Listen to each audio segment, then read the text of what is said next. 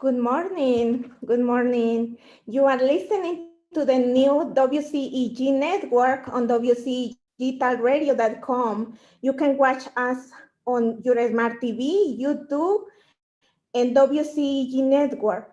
My name is Ramona Hernandez, and I'm your host for Our Bilingual Place.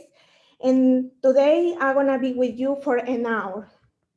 We are the Worldwide Community Empowerment Group where we speak live into the community. You can like us on Facebook, follow on Twitter and Instagram in WCEG Talk Radio and WCEG Network. Remember, the opinions and topics are those for the show host and for the guests, not responsibility for WCEG Network. Thank you for your continued support. Buenos días, estás escuchando WCEG Network en WCEGtalkradio.com. Nos puedes mirar en Smart TV, YouTube, WCEG Network.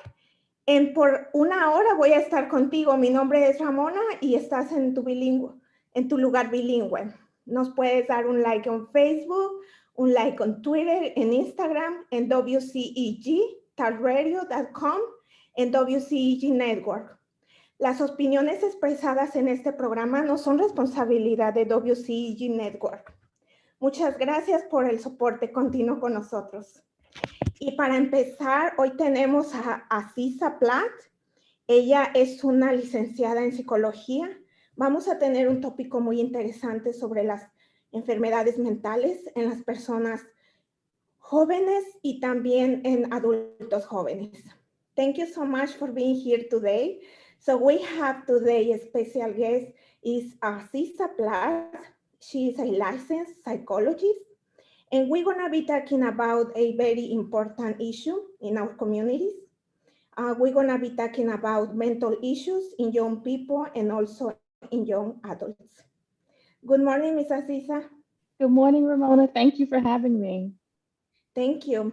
So can you tell us a little bit about you, Ms. Aziza, please? Sure. Like you said, I'm a licensed psychologist. I'm originally from Miami, Florida, and I'm a career changer. I used to do something else. I used to be a software developer, and I got into mental health in 2008, and really appreciate having made this change because our communities need it. And I thought it was really important that people come to the field looking for help and see people who look like them and feel more comfortable getting the services that they need. That's true. And you know, it's I think it's a very important topic for everyone to know that people who is suffering for these, you know, changes in their body, in their minds, they are not alone. There are so many people suffering the same. It's just the only difference I feel is that the mindset they have that because they feel ashamed or they feel that people gonna criticize, they don't speak about it. They don't looking for the help they need at the moment until, you know, this got aggravated on them. So the first question I have is, can you tell us a little bit, what is a mental illness? So a mental illness is when something is happening in your mind. It may be chemical, it may not be, that is causing you to, it's impacting your functioning. Whether it's anxiety and it's paralyzing you or causing you to sort of put yourself in overdrive, whether it's depression, and again, you're sort of like laid out, you've lost interest in life, you can't concentrate, you can't focus. It's anything that's keeping you from being able to think clearly and feel and cope with what's going on around you and function. So, and it can be something that comes and goes, right? Sometimes people can be depressed, and then if they get help and they have a number of things that happen that change in their life circumstances, those symptoms can abate and it'll be better.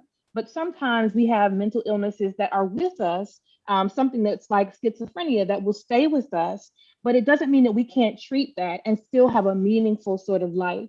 So it really is all about sort of understanding what your symptoms are, what's happening for you, how it's impacting you, so that we can get you the help that you need for you to be able to deal with it and function. Mm-hmm. Very interesting. And can you tell us, you know, I know there are several mental illnesses. Can you tell us a little bit about the different, you know, like different mental illness that people can experience? So we have things that we call neurodevelopmental disorders, and that's when people have like an intellectual disability. They have trouble communicating, like a speech tick or a muteness or something like that. It may be people who are on the autism spectrum disorder or ADHD, which I know a lot of people have probably heard about. Or you can have motor disorders, right? So inability to get your brain and your body to do the right thing. So if your brain sends a signal, I want us to move, and your body somehow can't do that, that's a neurodevelopmental disorder. We have psychotic disorders, which is what we call it, when some part of you is not in touch with reality. You may be hearing or seeing things that other people don't hear or see because they're not there. You may be hearing voices or having hallucinations. You may feel that you're like unable to even feel your emotions. You may feel unreal. So it's those sort of things. We have mood disorders where like you may be depressed, you may be anxious. We have bipolar where you sort of switch between sort of being really depressed and really high.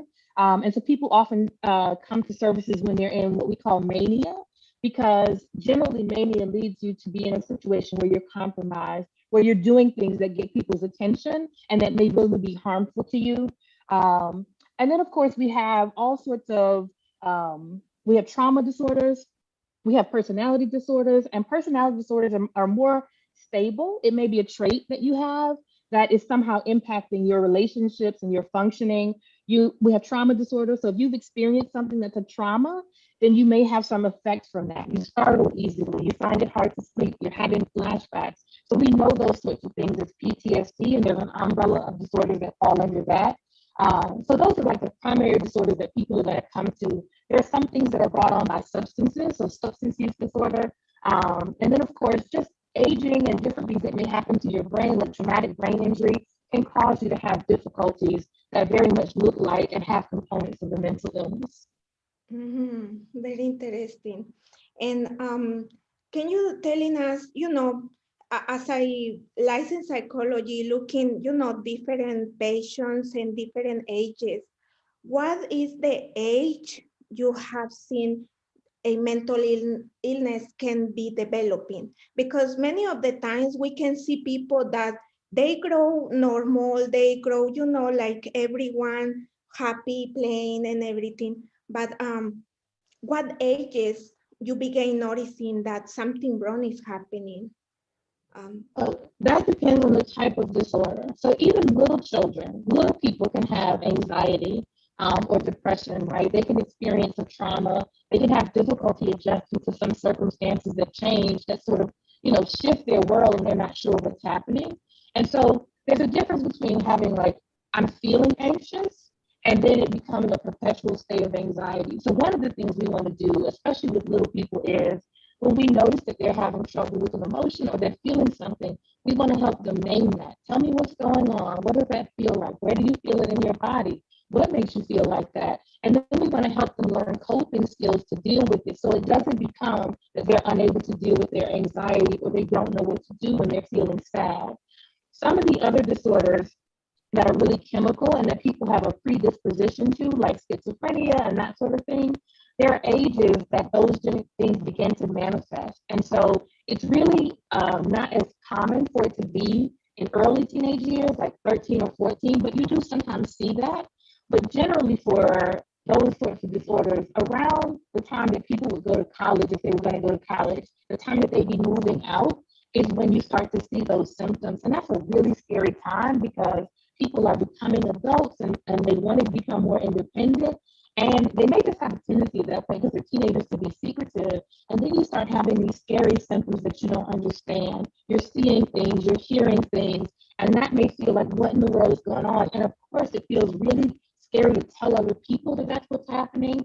But it's also really important for us to intercept people at that point, because the earlier we can catch something like that, the sooner we can get you in treatment, find the right medication, and help you stay on track. Because what we don't want is for you to have to be hospitalized over and over and over again, especially involuntarily, because that becomes a trauma and it really does impact your long-term well-being. So as scary as it is, whenever you start feeling something, it's important to talk to people about it and for us to get people to the help that they need so we can figure out what's going on.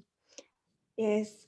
So Can you telling us a little bit about, about the symptoms, the symptoms that you can see, you know, for example, if you know somebody, it is easily to recognize these mental illnesses, mental problems? Sometimes. So really it's one of those things where if you notice a change in somebody, pay attention to that. And talk to them about it. Like, hey, I noticed that you've been really sad a lot lately. What do you think about that? You know, do you have an idea of what's going on for you? Because it may just be that somebody's having a bad period, or it may be that something is manifesting and it's risen to the level where you can see it. So talk to people about the changes that you see in their behavior and their character. Um, some symptoms are a little bit easier to notice. So if somebody is having a psychotic episode, and again, that's when they're not in touch with reality, then you might see them responding to things that you don't see. And so if you saw them sort of moving their lips and talking to somebody who isn't there, or responding to that sort of thing, then you can really say, it seems like you're talking to yourself. What's going on? And we don't want to jump to conclusions because sometimes we all talk to ourselves out loud, right? But we do want to check in if we see that happening on a regular basis or if it feels like it's disturbing. And the more we have these conversations, the more people can get comfortable telling you. If we're talking about our mental health and our mental wellness, then as people begin to experience symptoms that don't feel right, hopefully you've laid the foundation and they're comfortable saying the things that you might not see.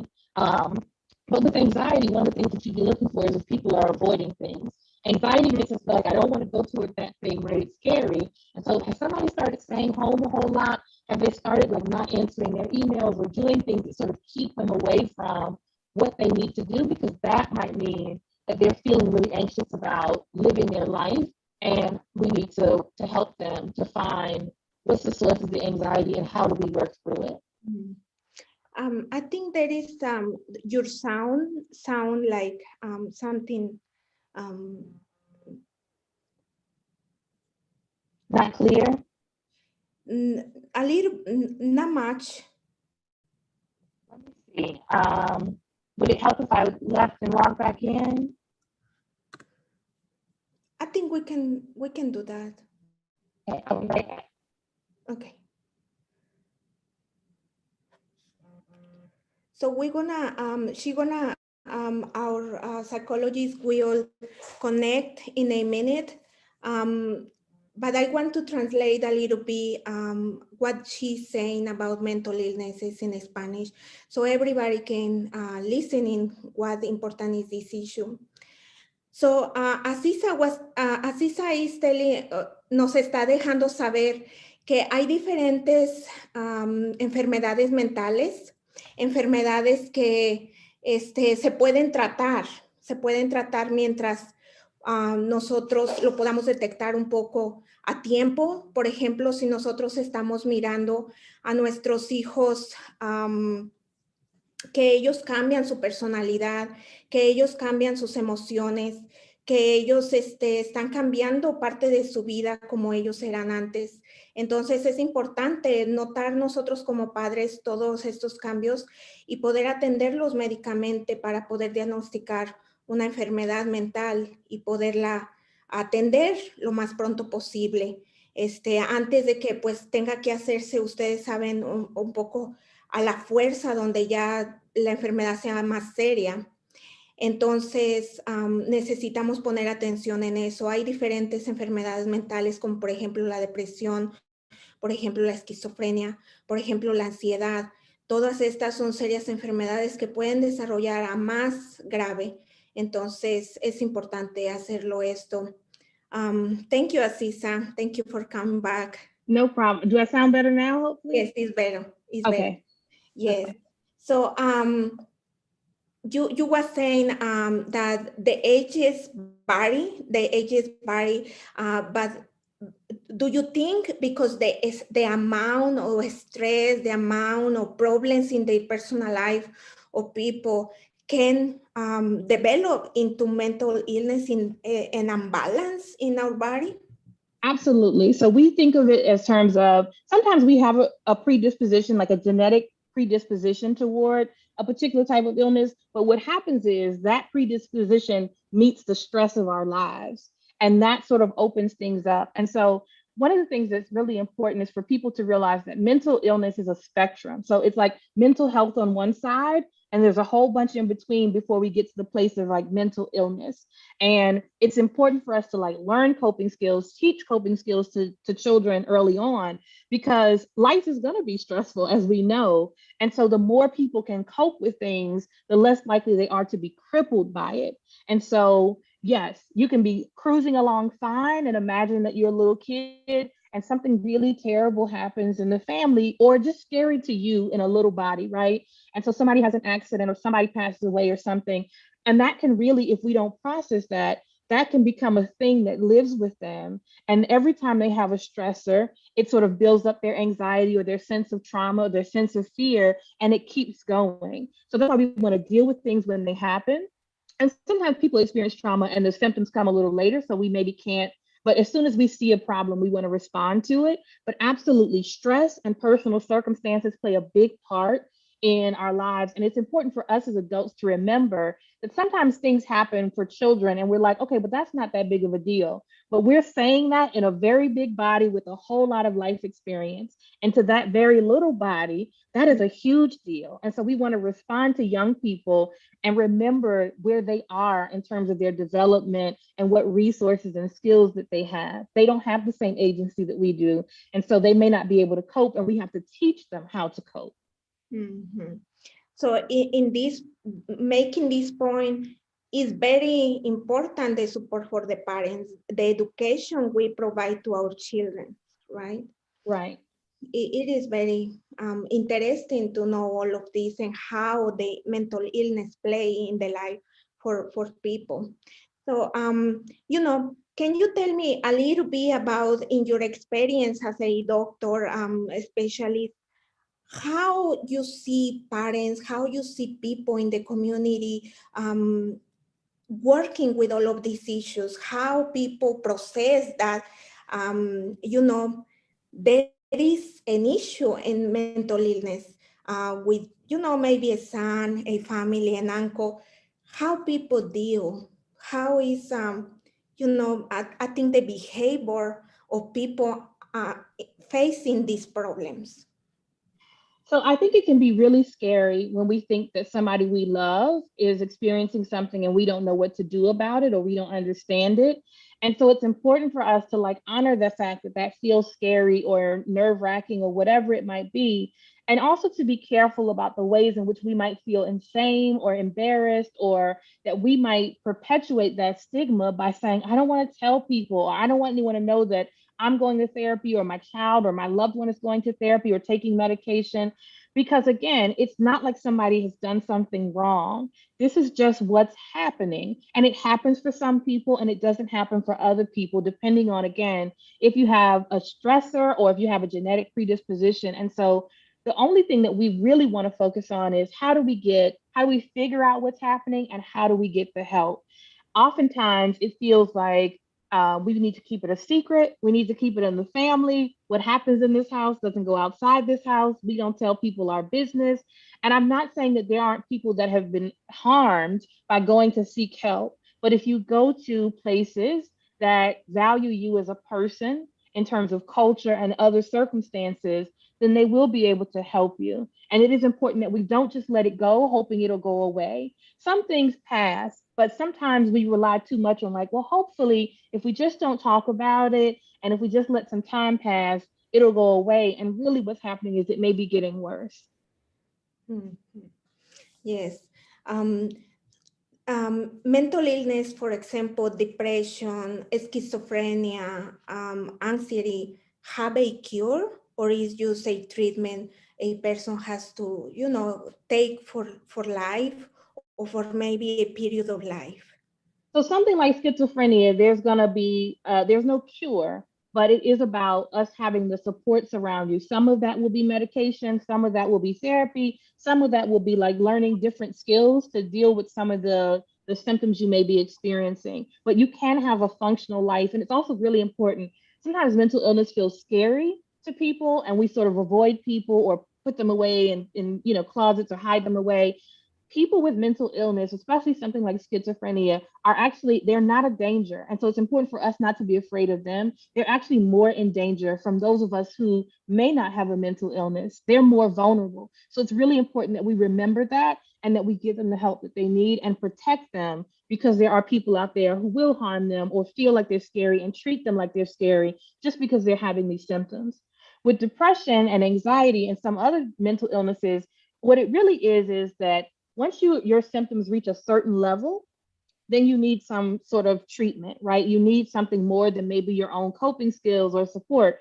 You may need some medication, and that depends on, and you'll have that conversation with your therapist and psychiatrist. You get to advocate for yourself and say whether or not medication feels like the right part of your treatment. You get to have therapy, and that can be individual or group therapy. There are lots of different options and ways in which you can engage in therapy. And your symptoms may get so much better that you actually don't meet the diagnosis for depression at points. And so depression is the kind of thing where you meet the diagnosis at some point. Somebody meet the criteria for that diagnosis for their entire lives. Some people meet it just for a period of their lives. And then with the right treatment and support, they no longer meet that criteria. So again, it just depends on who you are and what your circumstances are, and what type of depression that you may have. And so getting treatment and whatever that looks like, again, we can all have very full lives, even despite having these diagnoses. So they aren't the end of the world. And sometimes people hear these very big diagnoses and they think, oh my gosh, life is over. And it's very much not. Yeah, that's true.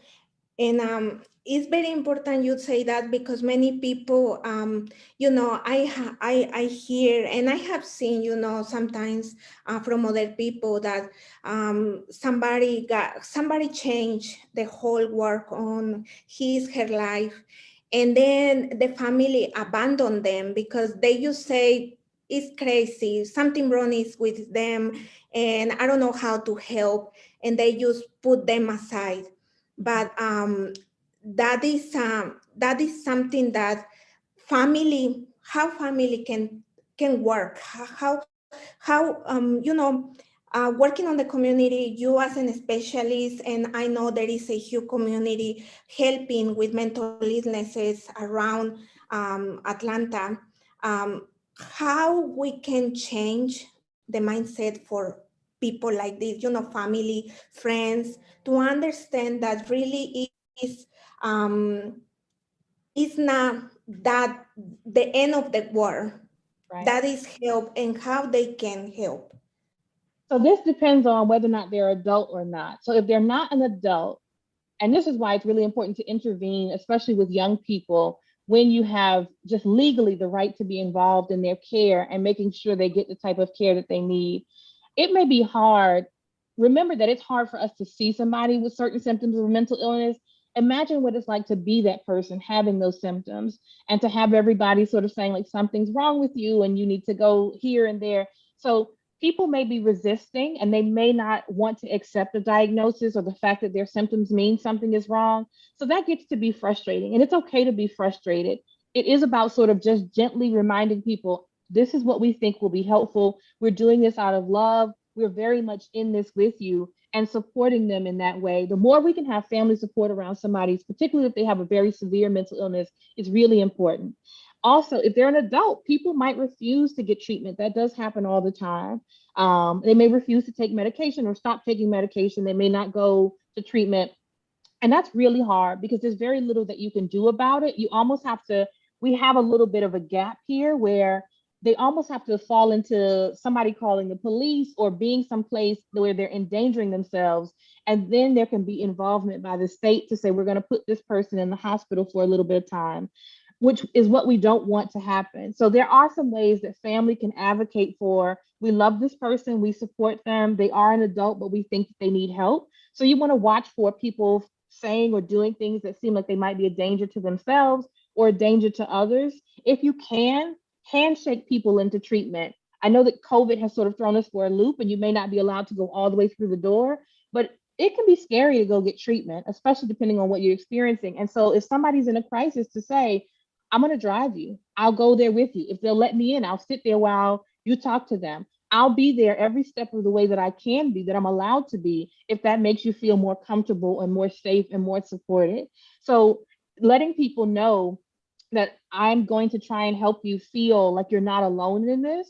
And people can sign what we call release of information, and they can say, even as an adult, it's okay for my family to be involved in treatment. And that's really one of the things we want to encourage, so that if you happen to have a mental illness where you're going to lose touch with reality, the people around you that you said, I trust these people, can say, it seems like things are going off the rails here. I'm going to step in. Why don't we go see the psychiatrist? Why don't we go to the hospital? Why don't we go to the doctor?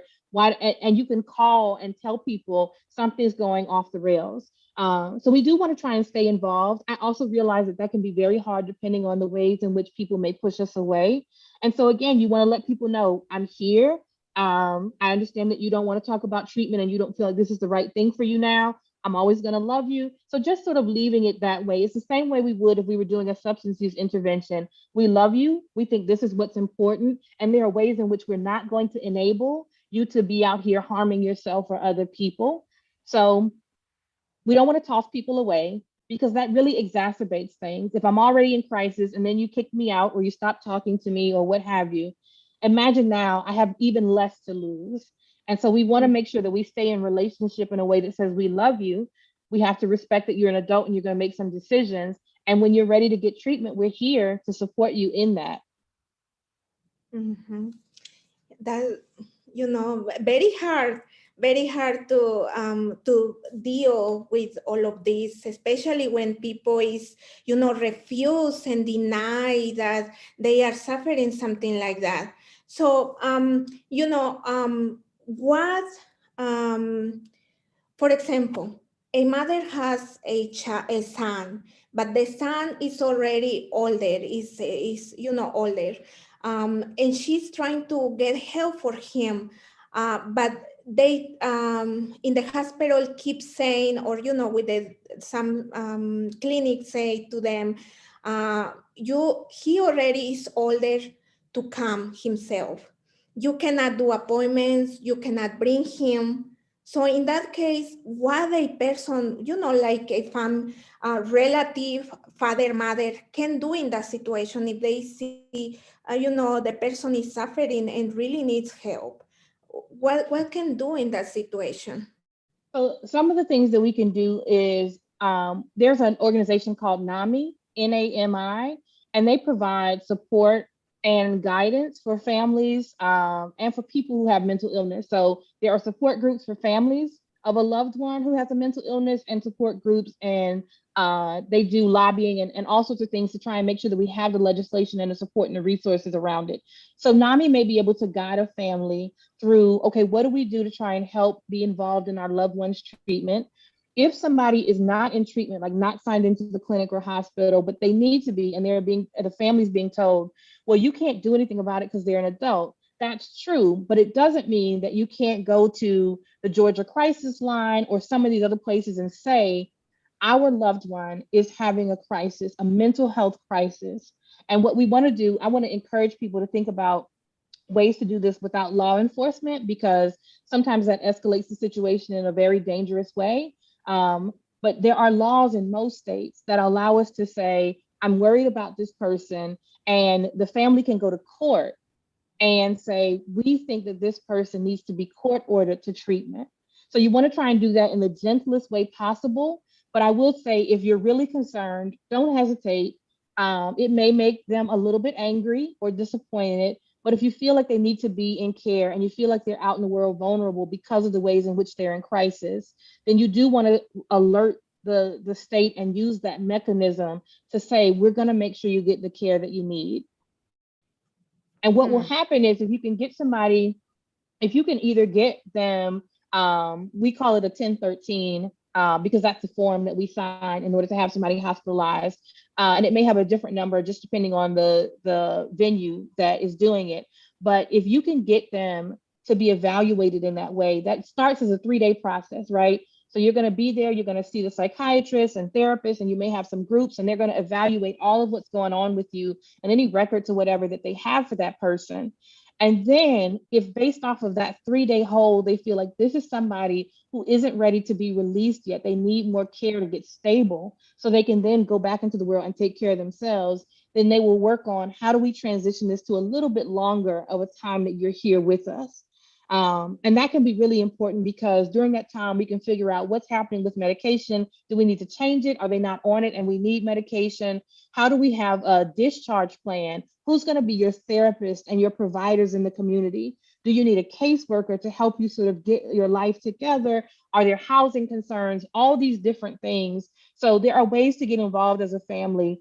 And I just want to be mindful, it does involve the courts, and that may be a problem for a number of different reasons, and that may feel very scary, but we should err on the side of caution if we really think our loved one is in danger. Mhm. So that would be an extreme last resource for somebody who really needs help treating the mental illness. Right. If somebody is not in crisis like that, but you are concerned about them and they're sort of like, I don't need treatment, I don't need therapy. One of the things I suggest to people is go to family therapy, sign the whole family up and say, we're all going, right? Because then it's not me singling you out to say you're the problem. And we're going to all go and talk about what's going on in the family and what's concerning. And that way it's harder for people to feel like you're making them the scapegoat and that you're all just focused on them, because we've all said we're going to go as a family. So that's another way to get somebody into treatment and make it feel less scary and have them feel supported when it's not a crisis. And that point make us to think how important is, the family or union, or, on put hands on the problem, and not put other authorities intervene to resolve a problem, really. And all of this about talking about courts and judicial system, what is your opinion, or what are the help? What do you know about? Because I know many people, do because mental illness, they act so bad. They are not in the reality, so they do things that they shouldn't do. And right now in jails, there are so many people with mental illness. There is help into the system to provide for them once they get to jail? Or how is, because I imagine this is a big issue, because, it's the community that suffer mental illness is huge. And to treat everyone, I know is a challenge. But what you can telling us about, that about this? So it is a large community of people who will experience a mental illness in their lifetime, right? So I think the statistics as of 2018 were that 1 in 5 adults in their lifetime would meet the criteria for a mental illness. So this is not rare. This is not everybody over there, right? This is, if you can hear my voice, there's a good chance you're one of the 1 in 5, right? And if not now, maybe in the future, or maybe it's been in the past. One of the things that it's important for us to do, and the way I think about it as a social justice clinician, is for us to shift money away from law enforcement, prisons, and those sorts of things into community care and treatment. So unfortunately, and this is something that's being lobbied about, what happens is a lot of people, because they're in the midst of a mental illness, end up entangled with law enforcement. They end up arrested, they're incarcerated, imprisoned, whatever, and there isn't the level of care that needs to happen. And so we know that a lot of people are in jail right now because they were having an episode and they were criminalized for it, which is one of the things we want to avoid. It's also why I'm cautious about calling the police when somebody is having a crisis, because we've seen that Black and brown bodies are brutalized in those instances. The other thing that we know is that people in the midst of a mental health crisis are also brutalized in those instances. Some states have created mobile crisis response teams that don't have law enforcement, just trained professionals to go out, because it may seem scary to you that somebody is talking to someone that you don't see, or flailing their arms, or whatever it is they might be doing. It's not actually really scary. And if you can all keep the situation calm, then we can hopefully get it de-escalated and get them to where they need to be to get the treatment that they need. So it's really, another reason for the families and the community to intervene is because what we don't want is for somebody to be in the midst of a crisis and to be traumatized by people showing up and brutalizing them, trying to restrain them, if we don't have to do that. And especially given that they are not at that moment in what we call their right minds, right? So it's incredibly scary to them in the midst of what they're experiencing to then have people show up with badges and flashing lights and yelling and pointing guns and all the things that often happen. So we want to avoid that if we can. And we want to lobby for the fact that people with mental illness should not be criminalized. They should get the help that they need. It's the same thing that has happened with substance abuse. We saw that war on drugs, right? That incarcerated a lot of people as opposed to getting them the help. We see now that where it's an opioid crisis and the population of people who are affected look very different. And there's a lot of talk about compassion, but that compassion wasn't there when it was about cocaine and crack in that particular era. So it really is about us making sure that we as a community think about mental illness, and particularly people who are having crisis, as just our loved ones who need additional help and support at that time. They are not criminals, and we just need to make sure that they get what they need, and lobby for people to get treatment, not to be locked up. Mm-hmm. That's true. And it's a still, I think it's a lot work to do about it, because many people don't understand really, like you say, they don't have the compassion to think that because the mental illness, they cannot function correctly. And there is a lot work to do. But I think creating consciousness about, mental illness, that is, you was talking to me the other day, is like a stigma that people don't want to see clearly that there is a problem in there, and there is something that we all need to start talking about, to get, a better support for these persons, a better support for these communities. So talking about drugs, do you think drugs is a fact to develop a mental illness? So this is a place where our predispositions come into play. I don't want to paint it with a large swath, but sometimes use of certain substances can trigger an episode. And so there are things that if you have a predisposition and you don't know it, to like psychosis, right? Because there's a genetic history in your family, you might use a drug that unlocks that psychosis. And once it's unlocked, well, now we have to deal with that because you can't really lock it back up. You're not going to be able to turn it off. You're going to be able to treat it.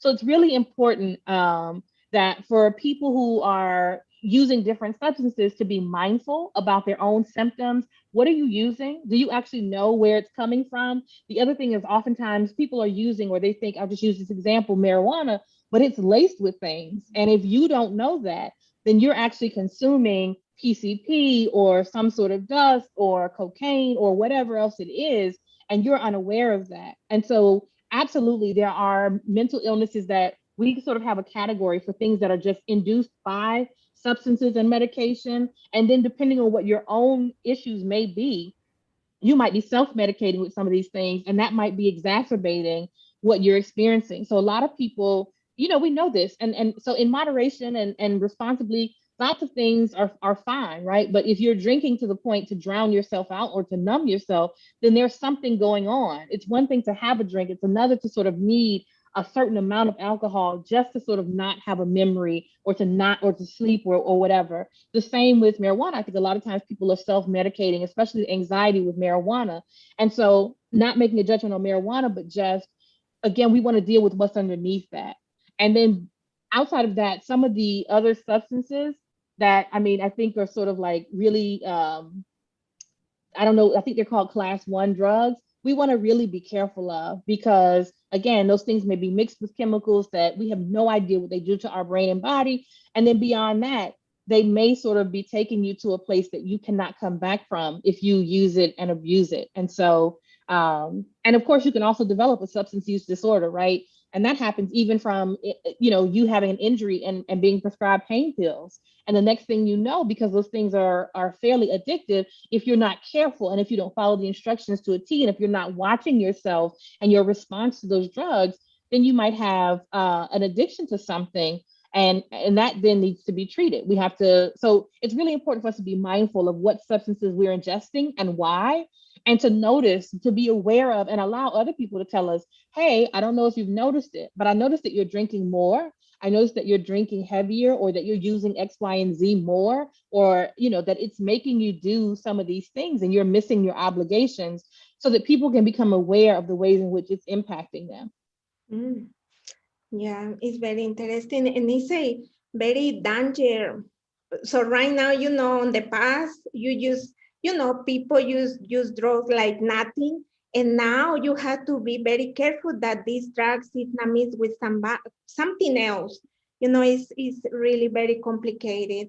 So a question I have, working because there is a barriers in the community to get help and access to programs and access, to treatments, especially, I'm talking about especially the barrier language for communities, like Asian Americans or Hispanic.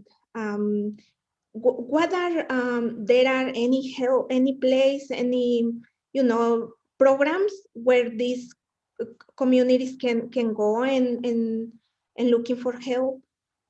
So there are things that are developing. There's some things that are here. I think at this point, it's really a word of mouth sort of thing. So it's important for us, when we find out about a resource, to share it widely, share it with the community as much as possible. If you know a clinician, you can reach out to that clinician, and even if they can't do it, hopefully they can connect you with somebody else. There are, within Atlanta, there are a number of different centers that focus, I think, on connecting different communities with help. There may be one-stop shop. You may be able to get legal help here. You may also be able to get mental help here to some degree, and that sort of thing. There's one near me, and I'm forgetting the name. But also, so I used to live in New York City, and one of the things I loved about New York is that when I worked in this hospital, it didn't matter who came through the door. If they didn't speak the language that the clinicians on call spoke, there was a phone right there. You could pick it up and tell that person what language you spoke, and then we had an instant translator. And so we need something like that here in Georgia, and really across the country, right? Because us not speaking the same language should not be a barrier to you being able to communicate what it is you need and getting that service at the same level that anybody else would get it. And so in terms of resources, off the top of my head, I would say that there are a number of sites like Therapy in Color, Therapy for Black Girls, Therapy for Latinx. Like, there are these websites that have popped up that are nationwide, and they list providers and centers based off of community of people who either identify this way or specialize in providing care to these communities, so that you can find what you need. And so even if it feels like I know Atlanta, I've never seen anything, these websites can be very helpful. There's one for LGBTQ people, there's the Trevor Project. So any of these hotlines or these websites like that can be really helpful in us.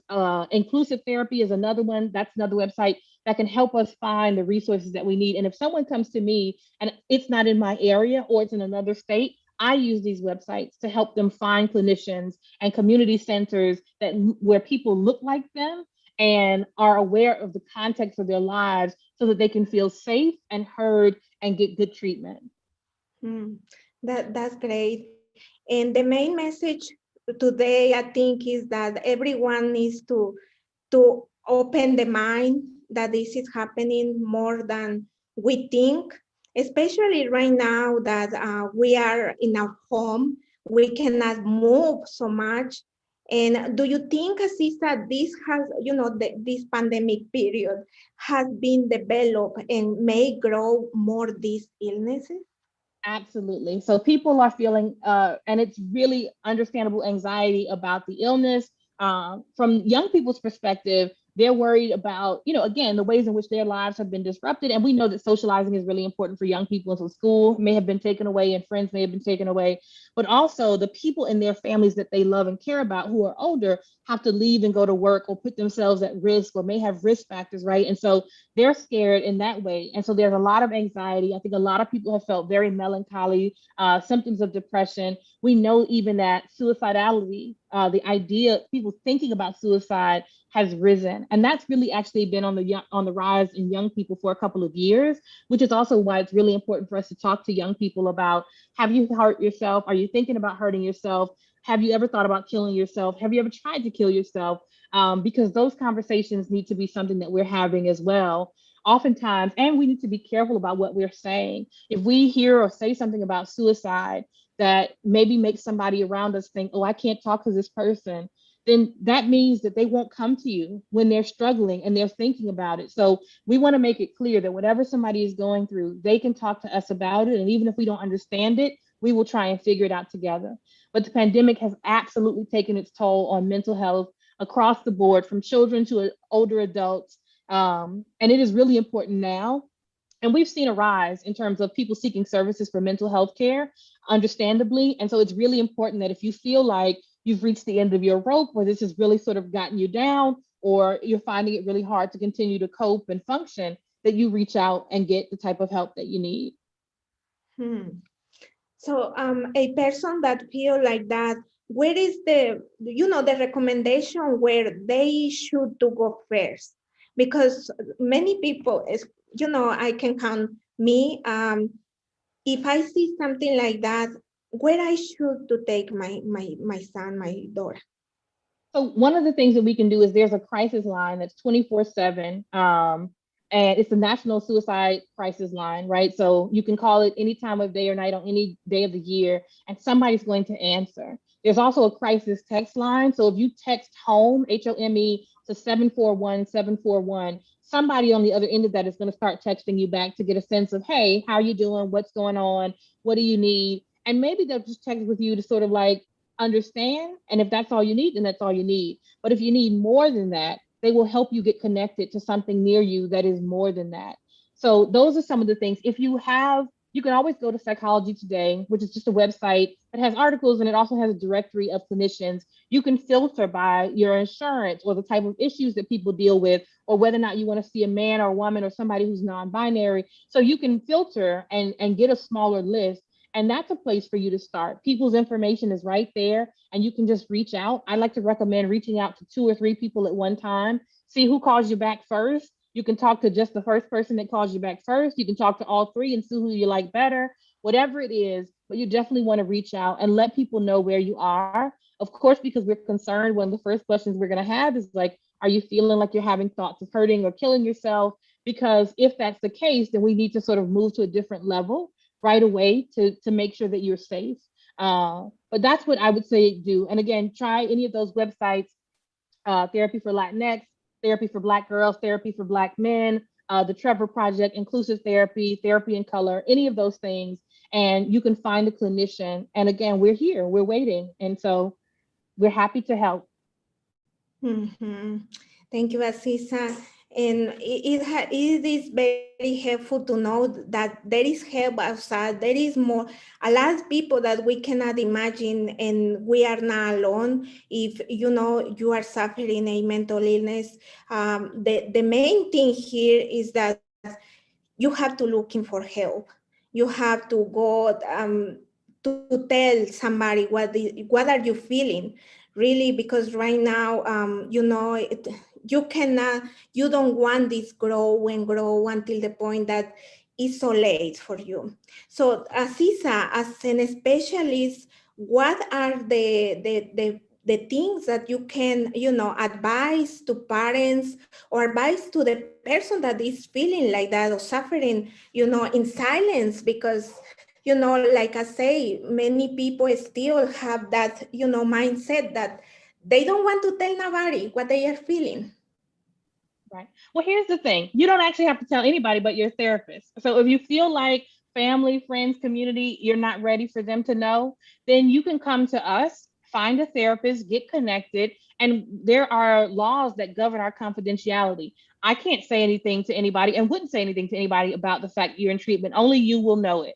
If I saw you, if you run into your therapist in the grocery store, I can't speak to you legally unless you speak to me, right? So no one has to know that you know me or why you know me or how you know me. So it's about, you may not be feeling like you can tell the other people in your life, but you can absolutely get therapy and medication and whatever else it is you need for you to feel better in terms of your mental well-being without telling anybody except your providers.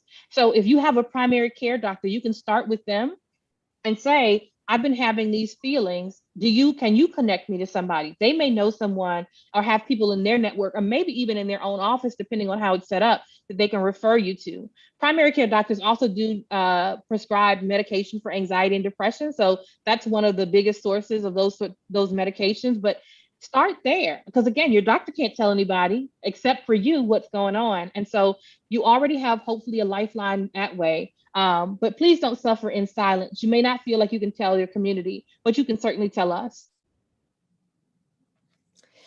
Can you repeat us again the hotline number, please, Aziza?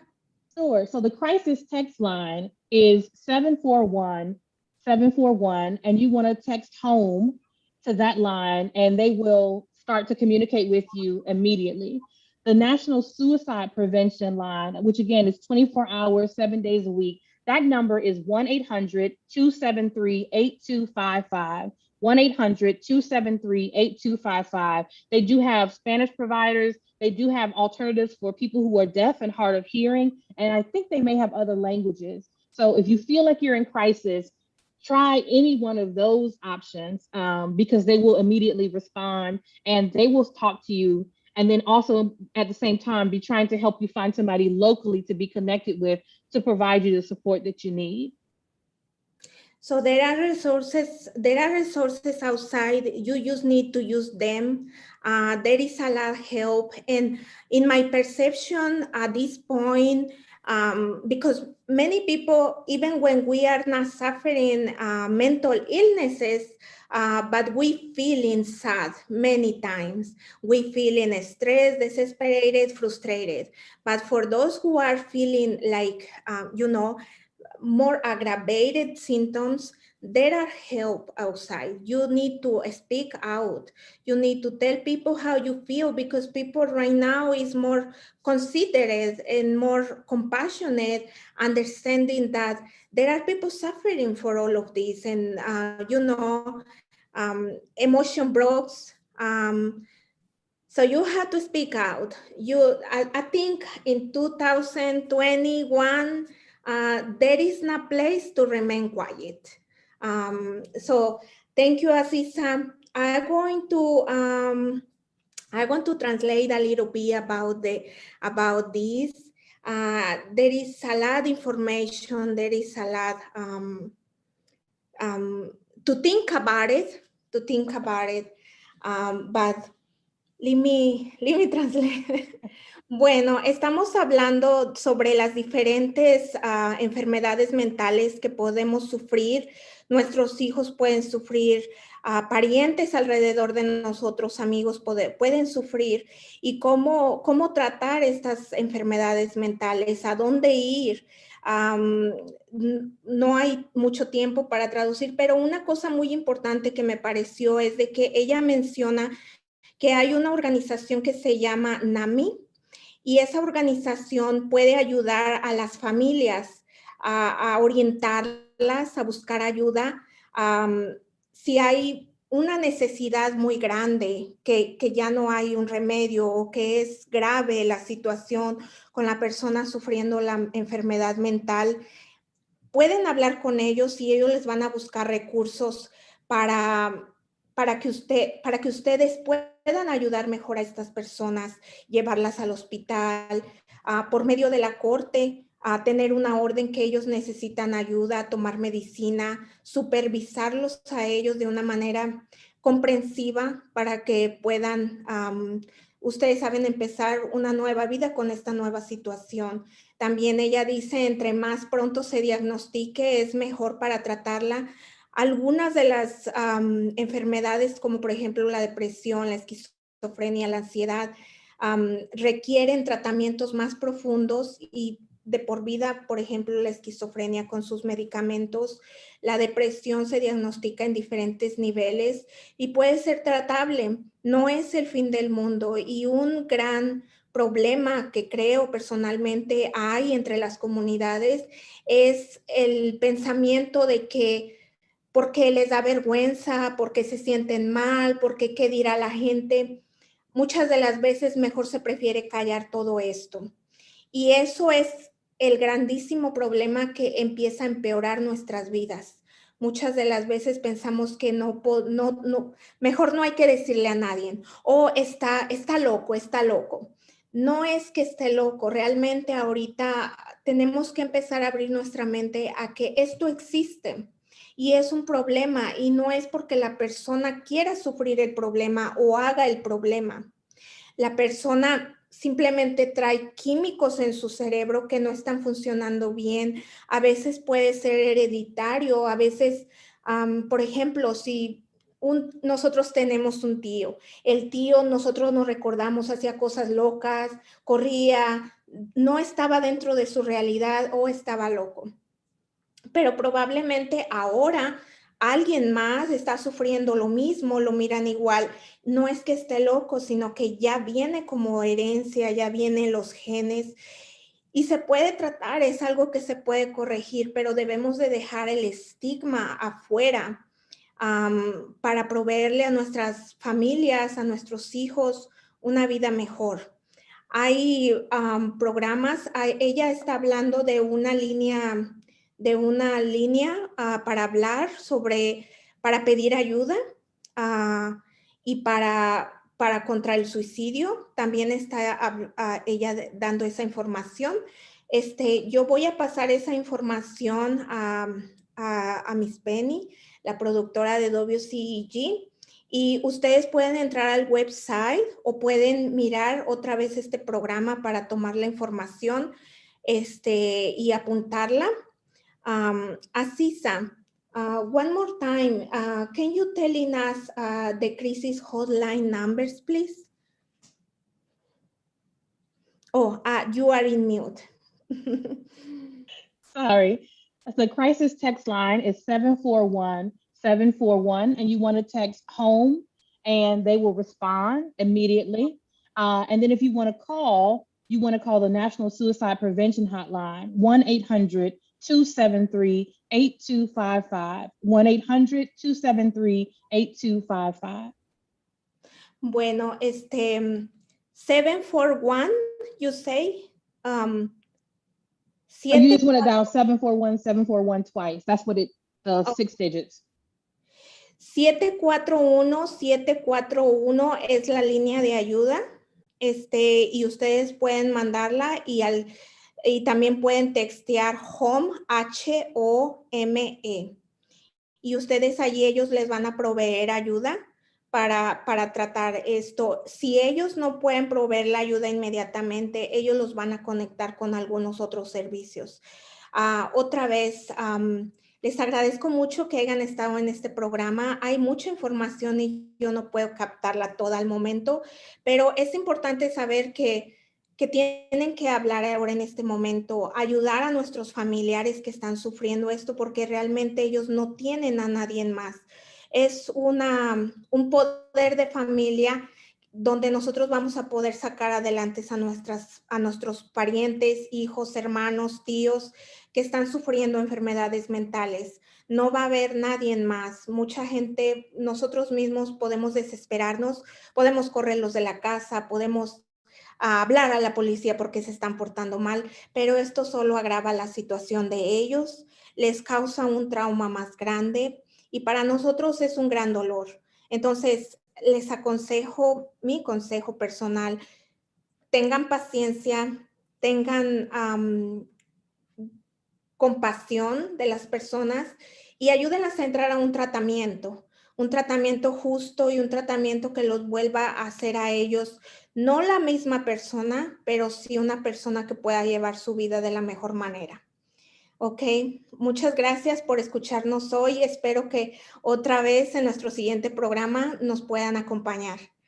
Thank you so much, Aziza, for being with us. Thank you so much for all this great information. Thank you for your work you are doing. And thank you to WCEG that gave us the platform to talk about these issues because there are conversations that are needed. We all avoid these kind of issues, but we need to start speaking out because it's needed. It's what we are living right now, and it's what we are dealing every day. So thank you for that. Aziza, do you want to give us a message?